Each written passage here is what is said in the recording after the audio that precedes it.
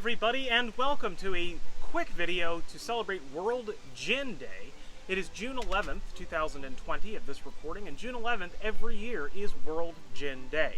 Today we're probably going to be making the most famous gin cocktail, and that is a gin and tonic. Now mine's a little bit different than most people's. I use Rangpur gin. This is a gin made from a lime that almost tastes like an orange. It's very, very good. Not everybody likes it, but I love it. And by the way, my gin and tonic recipe has only 80 calories in it, so it's surprisingly healthy. All we need is our gin, our diet tonic water with 0 calories, a lime, and a glass of ice. And that's it. So it's the easiest drink you can make. It's delicious, it's refreshing.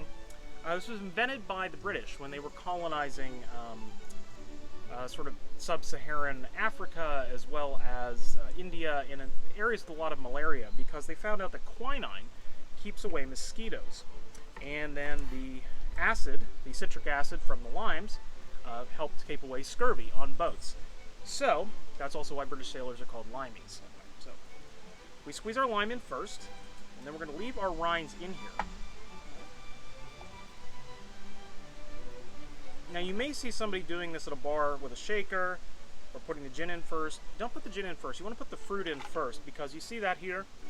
This little bit of fruit on the bottom needs to get diluted a little bit or it's going to be too strong. Then we take our gin. Alright. 1 ounce of gin into there. Okay. And you'll notice the ice is already melting a little bit to dilute the drink. And then we have to top the rest of it with our diet tonic water. And there we go. Perfect 80 calorie gin and tonic. For the summer or any time it's warm, drink this guy, you'll love it. And you have yourself a wonderful day.